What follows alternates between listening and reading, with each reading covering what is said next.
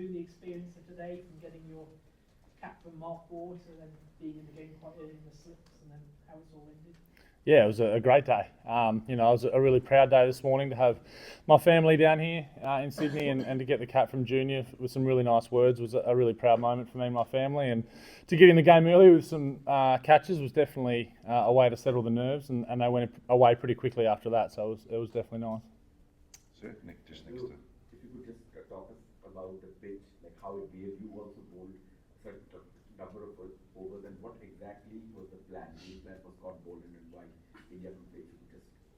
Yeah, it was obviously pretty seam friendly, and most of the day the ball stayed pretty new with the grass coverage and not a very abrasive square either. So the plan was to bowl a little bit fuller and try and entice those front foot defences and front foot drives. And I thought Scotty was excellent. He's been unbelievable since he's come back into the team, and saw why he's a world class bowler. So I thought all the bowlers were really good today. To bowl them out for under 200 was excellent day for the bowlers.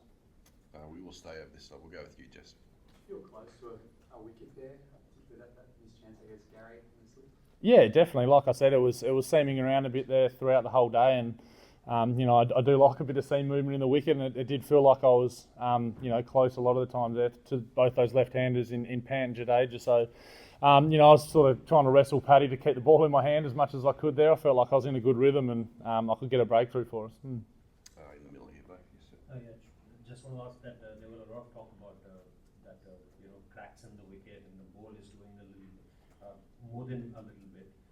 The kind of score in the board, how do you see that as far as the total is concerned? Do you think that India having just with Bumrah in their side, having a chance to go after Australia, in particular the first innings? Yeah, no doubt it was definitely some seam movement there. There was a couple of unplayable balls there, and I think when it seems that much, it can be hard to get a wicket at times. We saw a nice-ish partnership there where we struggled to get a breakthrough just through the sheer seam movement. We beat the bat a lot, but we couldn't find the edge, and when you did overpitch, they capitalised. So I think there's definitely a method to go about batting on this wicket, and but Jasper is a world-class bowler, and no doubt he's going to challenge our whole batting group. He's phenomenal with his lengths and his lines, and it is going to be tough on a wicket that's going to offer a fair bit for him.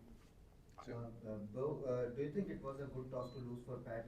And of course, if we look at India's batting style today, do you think they played a little bit too slow, or were you surprised that they played a bit slow today? Yeah, I'm not sure. When the ball's moving around like that, it can be, it's sort of, you got two options. I think you either try and leave as many balls as you can and try and get the bowlers to come fuller, or you try and hit them off their length and get a few slips into the outfield. So they obviously, decided to try and knuckle down and take the shine off the ball and get us to bowl, more and more overs. And they did it quite well. I think 180 on that wicket was, they could have very easily got 250 with another partnership and would have held them in good stead. I suppose tomorrow's morning session and tomorrow we'll really see how the wicket plays and when both teams are batted on it.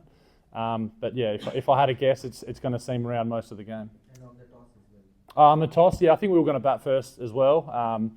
Like I said, I'm not really sure what a good score is just yet until both teams bat on it. I don't want to put us, on the mocker saying if we get to 200, it'll be a good score. But we were going to bat first, and how we went about it might have been differently, but it is what it is. Over to the left here, Beau. Congrats, Beau. Any words to or from Nathan after he put down that chance, given he's got 500 or so? Nah, I'm not sure why he's in gully actually. They said that Starkey should have been in gully, but he's found himself there, and I actually did throw 5 overthrows straight after that, which was not on purpose, but it was a sharp chance. It wasn't a very good ball. It was a bit of a half volley. He managed to find the edge, but no, he certainly won't be bringing that up with a man who's got 500 wickets. Beau, there's a few of us in here who've had a chat with your family and the good people down at Snug, Tasmania, the Snug Tavern that's going on. Can I just ask what the support and the reception's been like from Tassie and coming from a small, tiny country town? Yeah, it's been massive. As you can imagine, my phone's been blowing up the last 24 hours with plenty of messages of support from not only in Tasmania but from all over the world. I've played a bit of cricket in England now, and a lot of support from over there. But it's always nice to come from a small town or a small place in Tasmania and represent the country. There hasn't been too many over the journey, so to be able to be one of those few is really proud for me. I love Tasmania. I'm Tasmanian through and through, and to be able to put on a show for them and put them on the map and really do what I can for the state makes me really proud. So it was nice to have my family over here. They got on some flights late last night when I found out, and to have them at the cap presentation here, and they'll be here throughout the test was really nice. two here and we'll finish off over here. So we got Louis. I was just wondering if you could just give an insight into Scotty Boland from playing against him in Sheffield Shield. Like, he had that reputation of being a workhorse on really flat wickets, and now the transition to being really effective on seaming wickets. Yeah, just an insight into that. Yeah, he's a difficult customer, Scotty. He's had the wood over us to Tasmania for a long time. If there's anything in the wicket, he finds it, and if there's nothing in the wicket, he still manages to find a way through. So he's been, like I said before, he's been fantastic this whole series when he's got his chance. He's relentless. I think it's his line, his length, and his natural angle makes it really hard. It makes it really hard for right-handers, but when we see him go around the wicket to left-handers, it's impressive stuff. It's great to watch from third slip today, just the amount of movement he gets, how accurate he is, and how challenging he is for both left and right-handers. He's been superb, and he can bowl long spells and back up the next day. He's just one of those guys who can just keep going. So he's been fantastic. He's a ripping bloke, so everyone's really stoked whenever he does well, which seems to be all the time at the moment.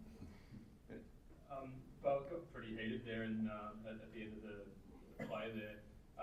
What do you make of sort of a 19-year-old kid in his second game, standing up and having words with Bumrah? Yeah, I'm not really sure. It was an interesting one. I was just sitting next to Hetty in the rooms watching it on the TV, and the first ball when he ran down and clipped him over mid wicket, it wasn't almost surprise anymore. It was just a bit like, there he is, he's away, sort of thing. And Sam, he's a very confident young man, and it's what they do these days. Those youngsters, they sort of get after it and put himself out there, and he's got all the skills and all the talent to back it up. So hopefully he has a really good day tomorrow and puts a few runs on the board and gets in a decent position. Back over to the right, Beau.